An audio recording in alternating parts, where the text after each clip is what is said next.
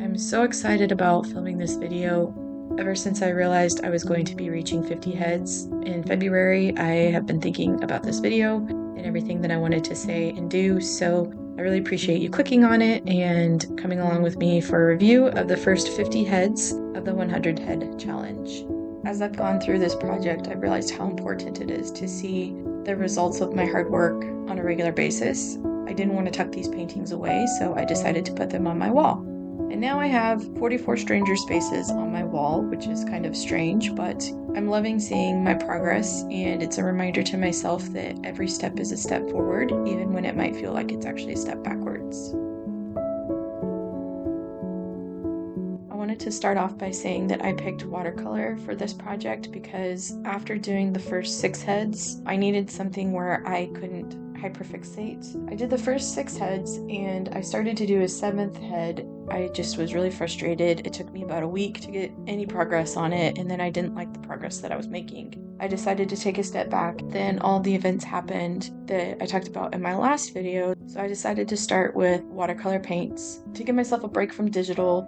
With watercolor, you can kind of fix your mistakes, but you also kind of can't fix your mistakes, and so I really like that about this medium, that you have to roll with the punches, and sometimes that makes for a really great painting. The other reason why I wanted to try watercolor for this project was because you really have to be careful with your values. For those who don't know, with watercolor you start light and you build to dark. It's different from other paint because you don't use white to mix in to lighten your colors, you use water. When you don't get that value light enough, it takes away from the depth in the painting. I know that I have a tendency to use really heavy dark colors in my illustrations, which isn't bad, but I need to get better about varying my values. I wanted to try watercolor because that would help me wrap my mind around values. The other reason I picked watercolor paint was because I struggle with color theory. I decided to try paint because with paint you can actually mix the colors and see firsthand what happens when you mix them. That turned out to be really good for me because actually working with the paint helped me actually see in real time what would happen. The final reason was because I struggle with OCD, and so when I work digitally I have a tendency to hyperfixate on little errors and issues. And so by taking a step back from the digital mediums, I'm able to take a break from screen time. I can take a break from really hyperfixating on stuff, because with paint you can kind of fix your errors, but you kind of can't fix your errors, and I actually kind of really love that about it. You kind of just have to roll with the punches, and that's been really good for my progress as an artist. A quick overview as to why I am doing this challenge. I have a really hard time painting people. I get really frustrated and really just nervous about anatomy and everything that goes into it, and so I've avoided it. I'm tackling that anxiety and I'm trying to break that barrier down because I would like to do character design. So that's kind of like an overview as to why the 100 heads. I did want to caveat this and say that I did use a light box to help me. I wanted to eliminate as many barriers as I could to make it easier for myself to start and keep going. I used the light box to help me with the anatomy placement and the size of the head. By eliminating these, it made it easier for me to focus on things like values, colors, and my painting technique. Just to touch on a few things that I learned. The first thing that I learned is that I have a really hard time using extreme values. I have a tendency to use mid to darker values in my illustrations, and those are fine, but when you utilize high contrast areas, it directs your viewer's eye on what you want them to see. So I had learned about that a few months ago, but I was having a hard time implementing it in my illustrations. By doing this, I've learned that it's because I don't take values as light as I could. When I did my first couple of paintings, I struggled to get the range and value that I wanted because I wasn't going as light as I could go. And on the opposite end, I wasn't building my values as dark as they could go either. So I was still kind of sitting comfortably in that mid-range. It was really interesting to me to see as time went on that I got better with this.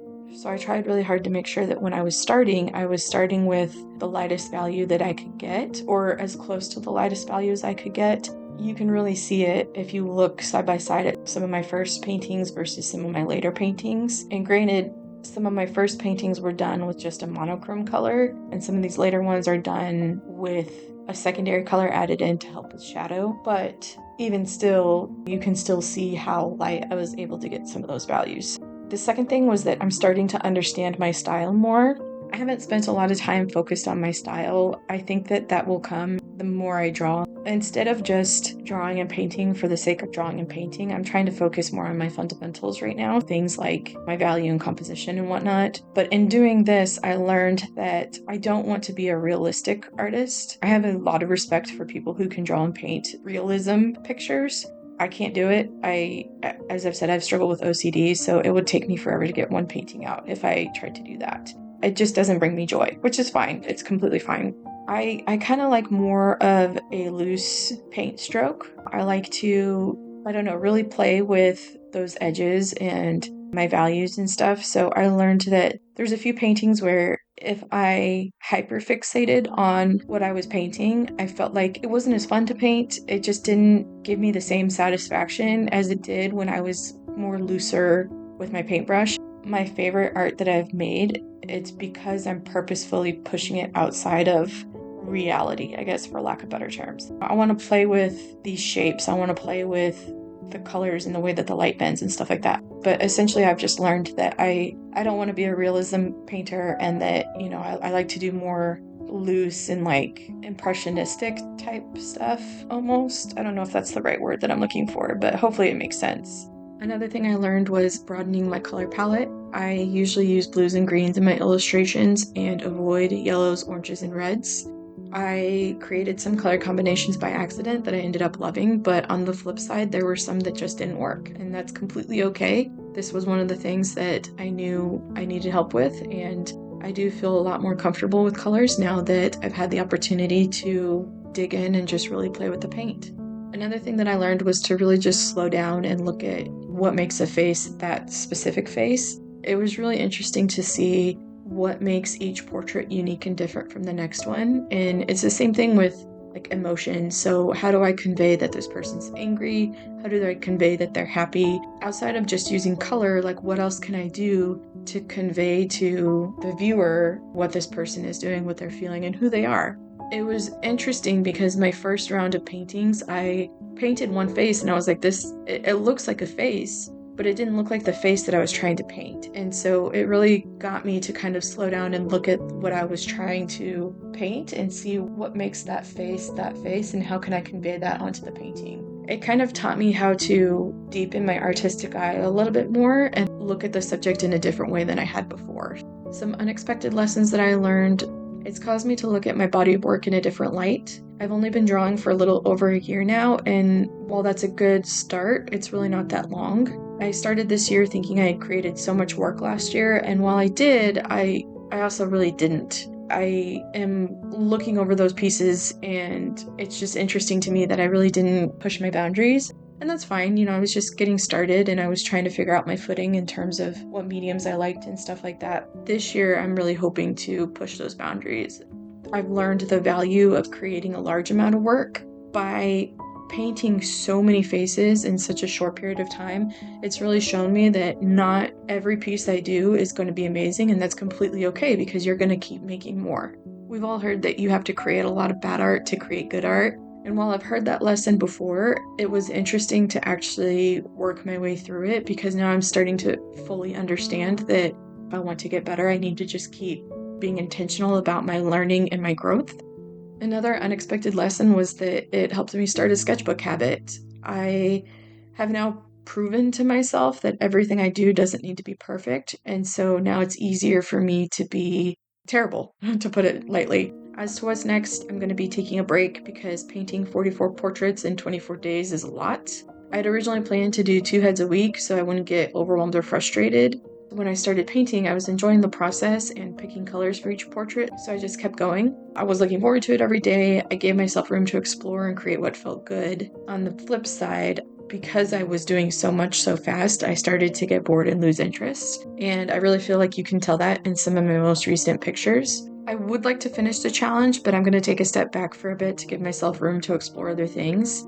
I have some ideas on what I want to do next, but I haven't decided quite yet what I want to do. I'm going to spend some days exploring and seeing what I really like creating, and then kind of follow that to where it leads me. To give you some ideas, I'm trying to decide between master's studies and working on my drawing.